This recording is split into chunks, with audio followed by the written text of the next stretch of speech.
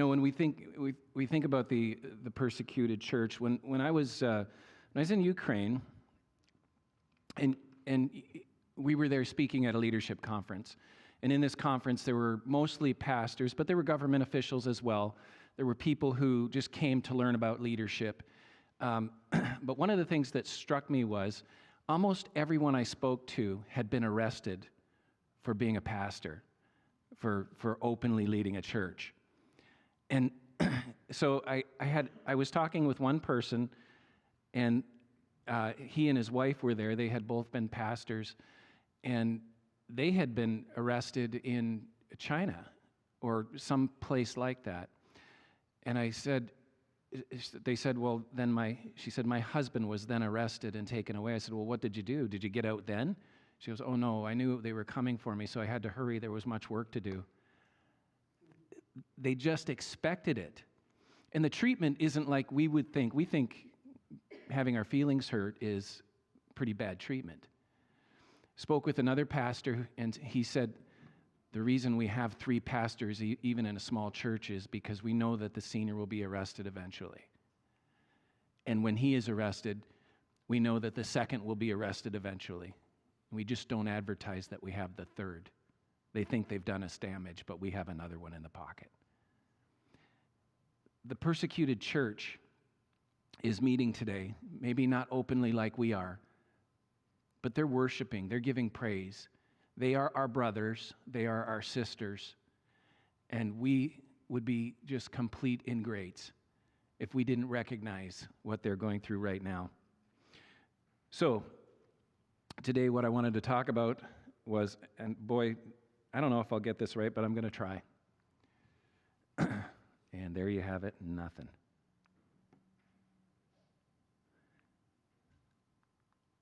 There we go, Gideon's baggage. So, this is a little tidbit of truth.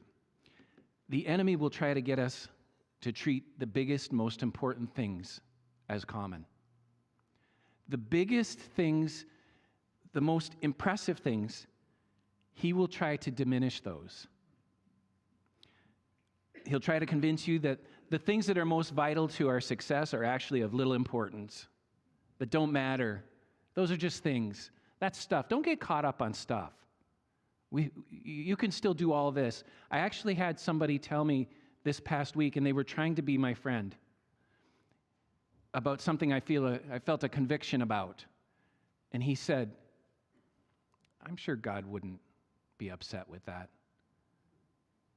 Well, I guess I don't know. And maybe God's more flexible than we think sometimes. But the fact is, foundational things that are important to God, will be minimized by our enemy. It's an excellent strategy on the enemy's part because we frequently fall for it. It really is the art of diversion. You know how when you watch magicians on TV, they always do something like this and then they do something with that hand when you're not looking? That's what this is like. We see this happening all over culture today. What was once considered unspeakable because of God's view on it, or his written view, is now the stuff of parades and support groups. I'm not criticizing anybody. I really am not. But I think we have to take a moment and look seriously at what God considers important and what he's not that impressed with. So, before we get into that, let's pray. Lord, you are our God, and you are good. Lord, I ask that you would cause us to hear your voice this morning, that we would be able to walk away from here different than how we came in. Lord, we ask your blessing on your church wherever they're meeting today, whether out in the open or hidden, Lord, but that you would tend to their needs and you would make yourself known because you are God. We ask your blessing on our time together here in Jesus' holy name. Amen. Well, for those of you who have noticed, I'm not wearing the normal kind of shirt I wear today. I normally dress myself. Today, Judy said, no. She's not in the room. I can say whatever I want. She said, you will wear this. And I looked at it and I thought, You pick your battles, right? It's not a biggie. So, getting back to what we're talking about, because I know that throws people, just like when some of you guys change spots and Jim doesn't know if you're here or not. I am Mick, just so you know. We all know the story of Gideon's heroic actions and how he ultimately freed his people from enslavement. But we sometimes forget that there was actually a process that he had to go through before he could become Israel's hero. There were things that had to be done, and they were important things. Even though you look at them and you go, why is this important? So we're not going to read the whole story of Gideon. Because, well, I'll tell you a little bit about it, but before Gideon was Gideon, there was much happening in Israel that wasn't good. Israel's enemies, the Midianites, were completely oppressing Israel. They tried to remove anything and everything that the Israelites could use to survive. So picture this, an enemy that would literally take the bread out of your mouth.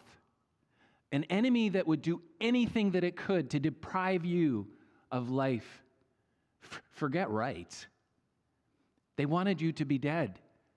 This was true, intentional genocide that was happening here. Whatever they could do to defeat them, that was being done to Israel. It was so bad that they had to live in the safe places of the mountains.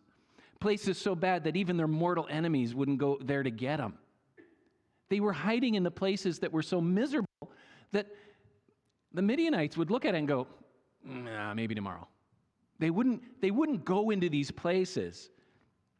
This was a complete campaign of demoralization. And when it gets so bad that you accept the terms of that humiliation, that's called the bottom.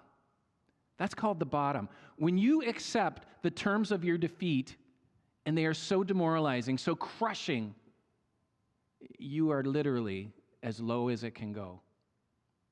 The breath that you give means nothing. The breath that you took could be your last. You see, I'm going to try it again. John 10:10 says, the thief comes only to steal and to kill and destroy. If you think appeasing the enemy is going to make him like you, that his intention is to kill you. Just know that. This is how Israel's enemy came at them in Gideon's time. And ultimately, Israel can't take it anymore. They cannot take it anymore. They call out to the Lord for deliverance, and God hears their cries, and he sends Gideon. Now, in terms of human estimation, looking at this from just the perspective of Gideon, this wasn't much of a rescue. It wasn't much of a rescue. In fact, from the outside, it seems that God isn't really giving his full effort in this. And I do find it easy to identify with this view. If somebody comes after me, I want to be in a position of superior power. I want to be of superior strength. I don't want to have someone fighting for me that does not believe they can win. I want Superman on my side. I'll take the equalizer if that's what I need. But I want somebody who believes they can win the fight. Well, the story of Gideon is familiar, of course, and we know that Gideon was ultimately victorious, but it wasn't a victory that anyone could have called from the start. When we focus on the end, we forget that there's an awful lot that happened from the time that God called him until the time that he was doing the fighting. But before he could be the victor, before there could be victory, there were 4 things that needed to be done in Gideon's heart before he could be used for God's greater purpose. And I think those things are for us today. I believe they're relevant. So, that's not going to happen, is it? Gideon had to overcome what he thought of himself. That's not easy. You know why? Because we carry things with us even from our childhood. That somebody said something that if you think about it even for a couple of minutes now, you'll realize that hurt. That hurt. And the fact that I can remember something from 4th or 5th grade or 3rd grade that somebody said to me that hurt me influences what I think of myself today. And you could say, well, sticks and stones, but words will never hurt, right? Well, words hurt a lot. And we carry them with them. We actually sometimes bond with those words and become in our mind what those words were spoken to us. So let me read this to you. Judges 6:11 through 16 says, the angel of the Lord came and sat down under the oak in Ophrah, not Oprah, Ophrah, that belonged to Joash the Abizarite. Wow. Can't they just have Smith? Where his son Gideon was threshing wheat in a winepress to keep it from the Midianites. He's hiding in a winepress. When the angel of the Lord appeared to Gideon, he said, the Lord is with you, mighty warrior. The Lord is with you, mighty warrior. But Sir Gideon replied, if the Lord is with us, why has all this happened to us? Where are his wonders that our fathers told us about when they said, did not the Lord bring us up out of Egypt? But now the Lord has abandoned us and put us into the hands of Midian. The Lord turned to him and said, go in the strength you have and save Israel out of the Midian's hands. Am I not sending you? This is so important. The Lord turned to him and said, go in the strength you have. You have. And save Israel out of the Midian's hands. Am I not sending you? But Lord, Gideon asked, how can I save Israel? My clan is the weakest in Manasseh, and I am the least in my family.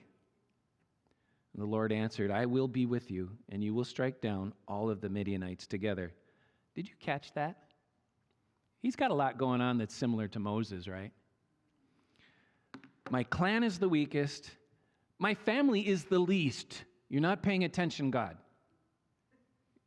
I need to remind you of this because clearly it has slipped off your desk. My family is the least. I am the weakest of all of them. You don't understand. I suck. I can't do this. This is not something I can do. This is not the talk of someone you think is going to save you. You got to help me. I'm in big trouble. Oh, you don't understand.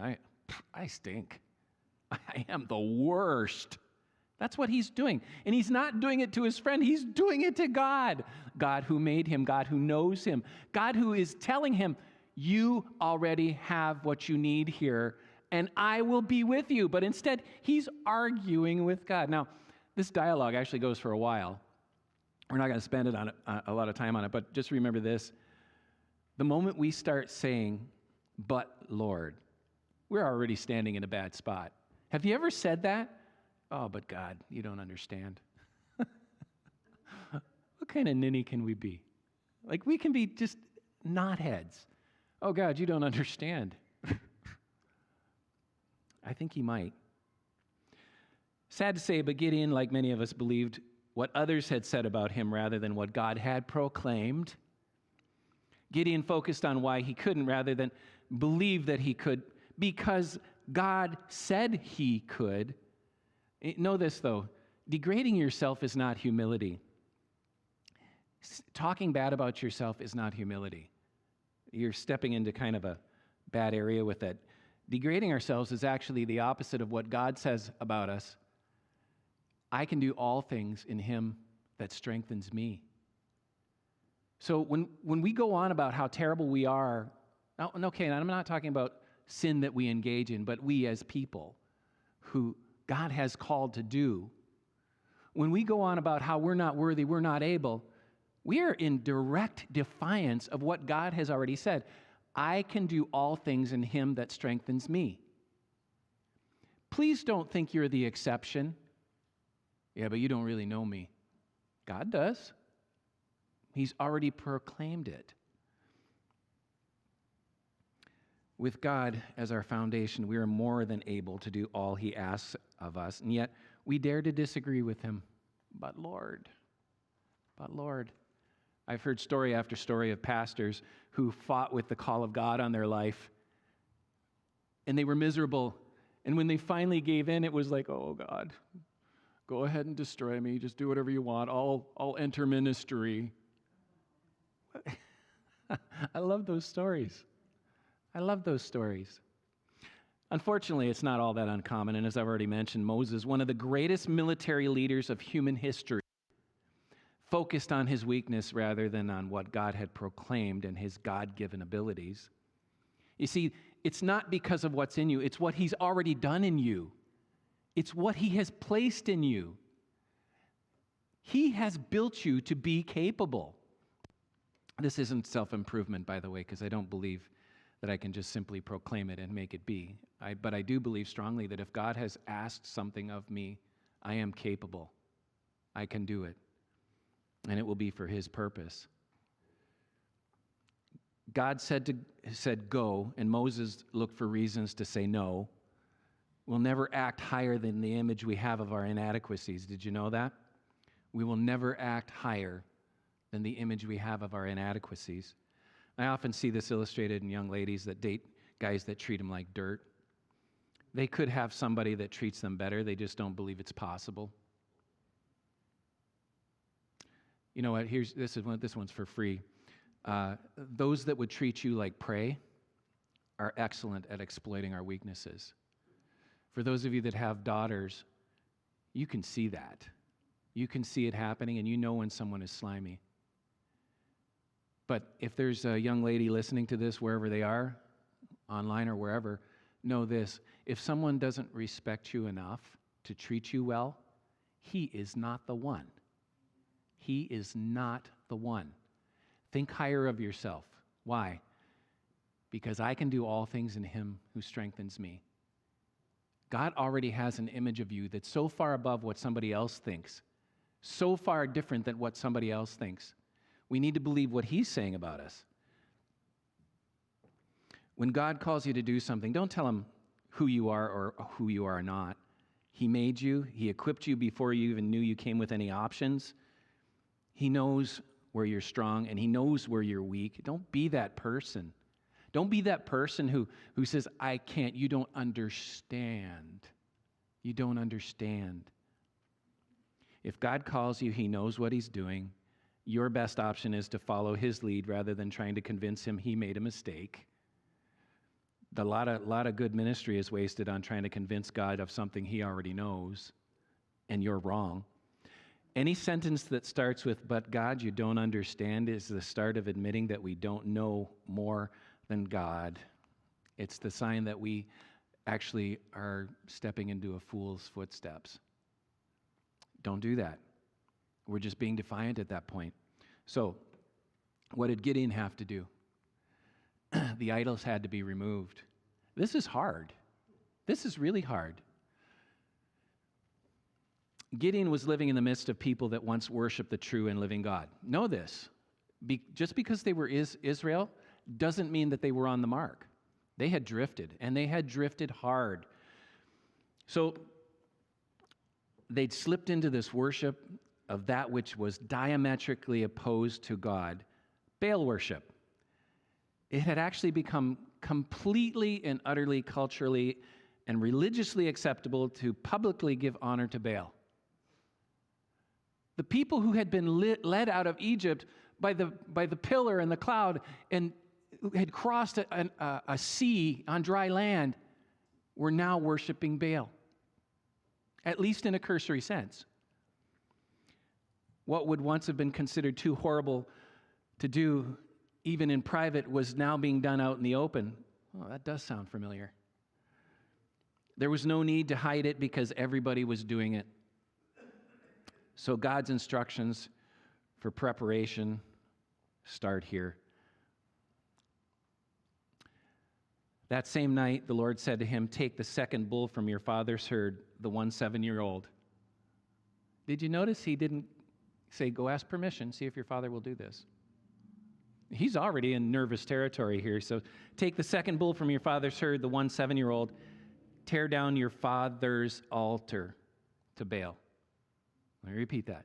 Tear down your father's altar to Baal. How do you think he's feeling at this point? You know, as a young man, had I defied my father, I could expect to be sailing without a boat. I would have had a rough go. Tear down your father's altar to Baal and cut down the Asherah pole beside it. Oh, it's getting even better. Then build a proper kind of altar to the Lord your God on the top of its height, on the top of this height. Using the wood of the Asherah pole that you cut down, offer the second bull as a burnt offering. So cut down the Asherah pole, this totem to Baal. Burn it. And by the way, I want you to use these bulls that are your father's. So Gideon took 10 of his servants and did as the Lord told him. But because he was afraid of his family and the men of the town, rightfully so, he did it at night rather than in the daytime. You notice that? He took 10 of his servants. I am the least in my family, and you have 10 servants? It doesn't say that's all he had. It says he took 10 of his servants. You see, what he thought of himself was so far less than what God already knew of him.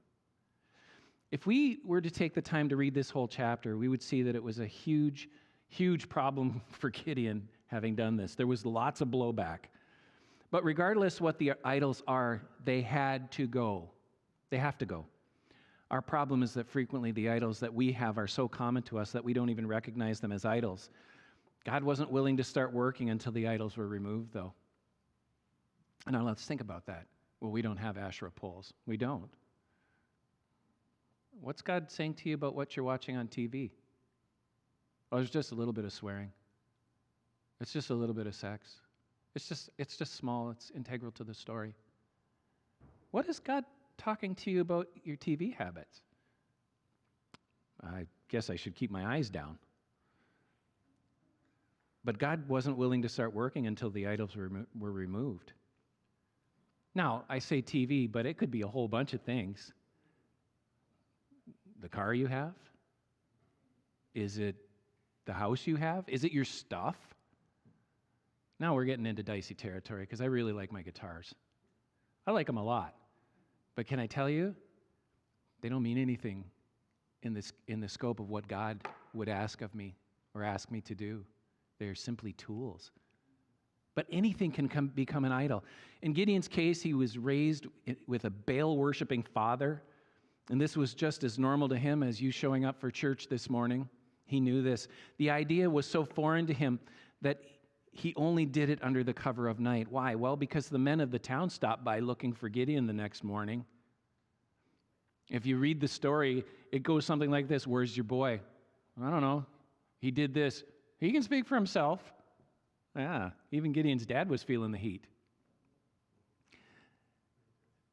Had he done this in the day, the men of the town would have stopped him hard. This wasn't a small thing for him to do, but he had to make it happen. And even as I'm speaking, I know that we've already put that little thought on the things that confront you that could be idols in your life. I know that. But you need to also know this, that if this is what God is asking you to deal with, please don't ignore it. Do not ignore it. In fact, after he did it, the men of the town actually went looking for his head.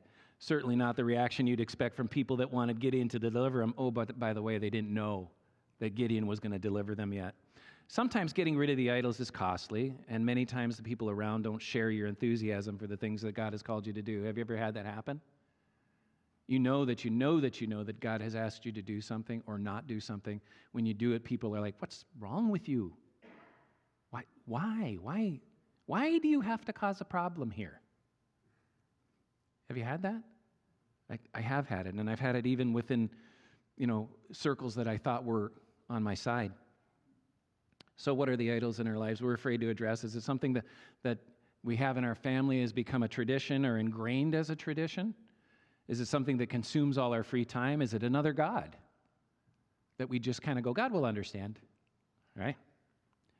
Sometimes the real reason we miss the idols in our lives is because we look to them for safety, security, and provision. They comfort us. They make us feel good. Is it money, hobbies, time burners? Any of these things can creep in and give the enemy a foothold.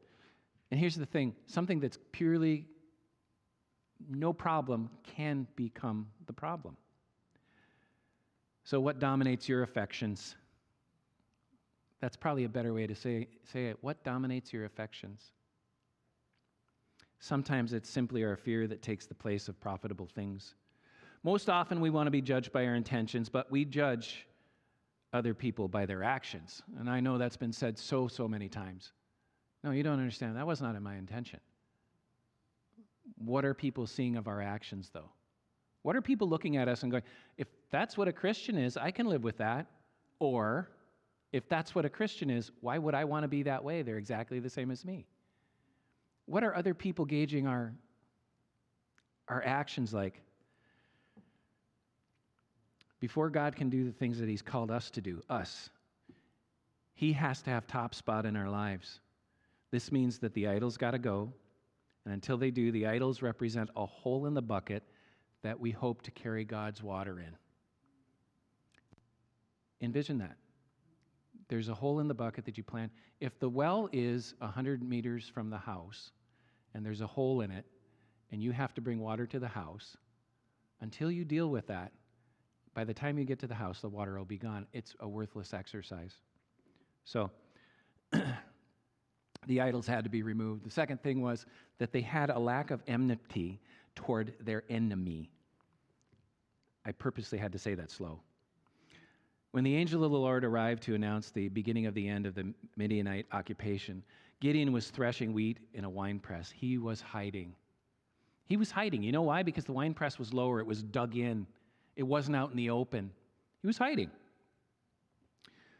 So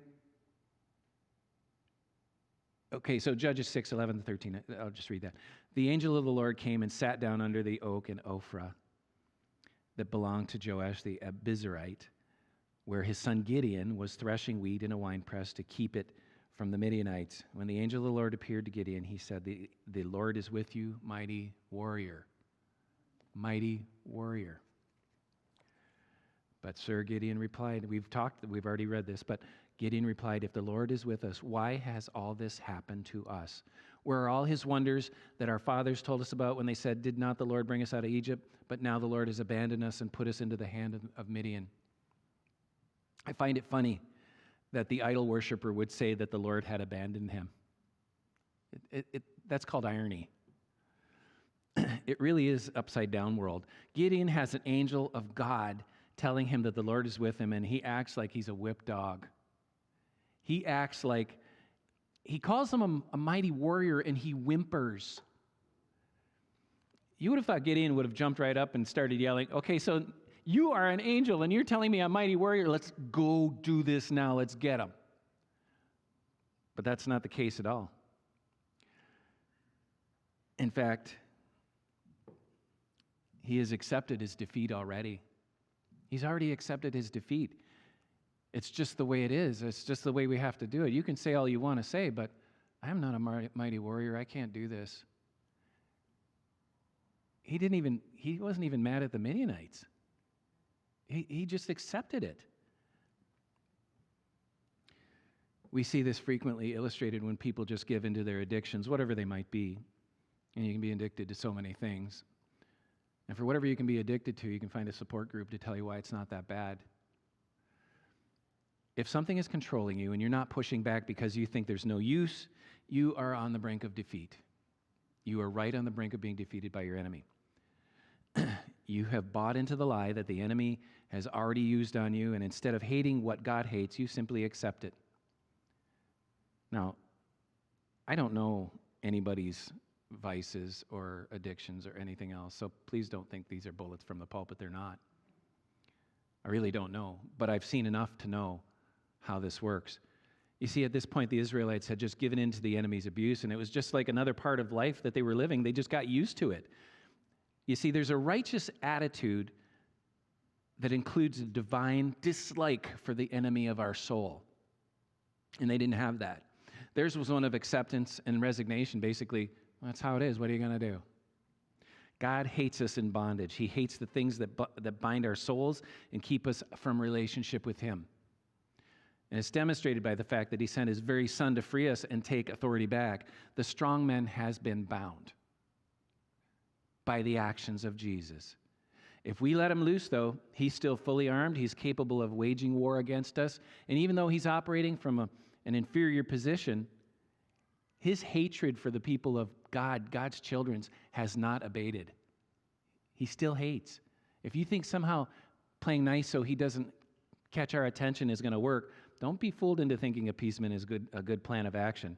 It's never worked. We need to resist this enemy with everything we have. Keep in mind that what we have is greater than what's in the world. And Scripture says that over and over again, by the way.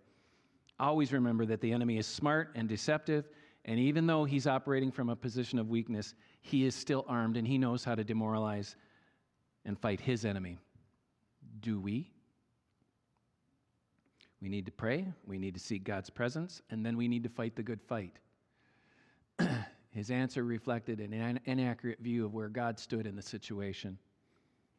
In spite of the history that Gideon was well aware of, he thought that it was the Lord that had abandoned him and his people. God had freed Gideon's people before, but that was before, right? We sometimes forget what he's done. But now the Lord has abandoned us and put us into the hands of Midian.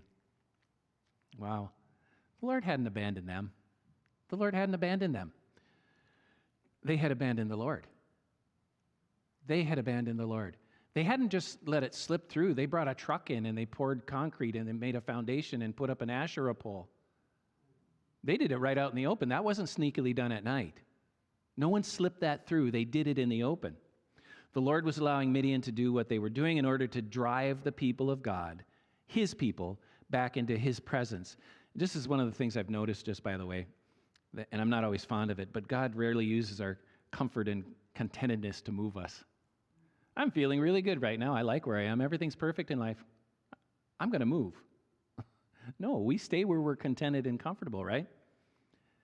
It's almost always our pain that causes us to move and seek him. And as I said, I don't like it, but it just seems to be how it works.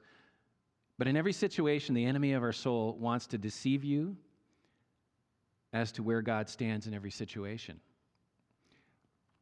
He'll try to convince you that God doesn't want you to fight back when, in fact, he's not only saying fight, he's saying win. He's not saying just struggle against the tide. He's saying win. Win, mighty warrior. Did you hear what I called you, mighty warrior? Win.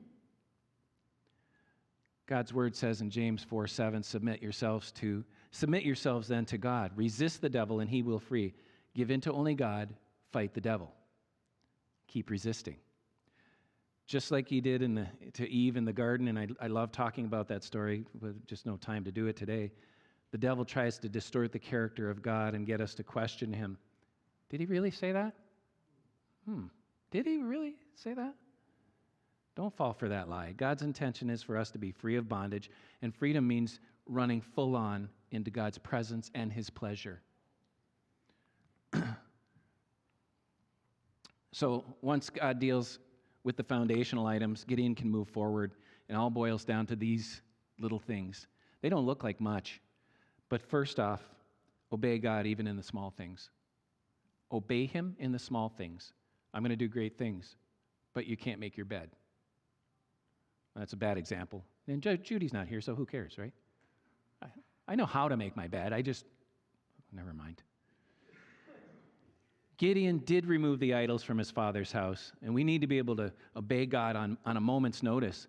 We won't get the big things or the big time until we get the small time. You don't move to the NHL without playing some tyke hockey. It doesn't work like that. Put another way, how much sin are you willing to entertain in your life before you say enough? Look, obey God even in the small things. Even in the small things. I keep going back to the TV argument because, man, trash can show up even on a moment's notice. And Judy and I have been contending with that even in our house. The moment somebody starts blaspheming God on that TV, it's off. Or we're going to watch reruns of some silly something. But we're not going to sit there while somebody debases our God. We're not going to do that. So obey God even in the small things. Conquer your fear. Gideon does what needs to be done even though he was afraid. Do what God calls you to do, regardless if you don't logic it away. Don't rationalize your inaction and defiance of what God has already proclaimed in your life. What he's already proclaimed. When we say, I don't know what to do, 99 times out of 100, we actually know what to do. We know what is right. Courage is not the absence of fear. It's doing what needs to be done in spite of it. So in spite of our fear, in spite of the uncertainty, we need to work past those things, work past the apprehensions, and we need to give God his due and give him all glory. And the last thing, develop your faith. Our lack of faith can be a cause for us to miss the victory that God has planned for us. It isn't based on our ability. It's based on what God has done in our lives and what he's already proclaimed. This isn't heavy lifting that you have to do by yourself. If God has spoken to you about something, listen to him. Believe him. I realize this isn't like one of those feel-good things, and it seems so often that the things I learn from are actually not feel-good things. But if he has spoken something into your life, listen to him. Believe him and do it. It would seem that a lack of faith is about the only thing that hindered Jesus' ability to work. And you go, how? No, he was God. Listen, the word says in Mark 6:5-6, so Jesus was not able to do any miracles there except to heal a few sick people by putting his hands on them. He was amazed at how many people had no faith. Please understand, your faith is important to God's moving. God is on the side of his people. Don't talk about victory, display it in your life. Don't speak contrary to what God has proclaimed, and let your actions be dictated by what God has already spoken over you. And remember this, John 10:10, the thief comes only to steal and to kill and destroy. I have come that you may have life and have it to the full. Who will we believe? Who will we believe? That voice that haunts us from grade school that says we're stupid, ugly, dumb, short, fat, unable to do anything, will never make anything out of our lives, worthless. Are you going to believe that voice? Or are you going to believe the voice of the God of all creation, who says you're capable of all things through him? Capable of all things. The thief comes to kill and destroy. But God has offered his life to the full. It seems an easy choice for me. Ian, can you prepare yourself for a song? And we'll give praise one more time to our God, lift up his name, and then we're going to pray.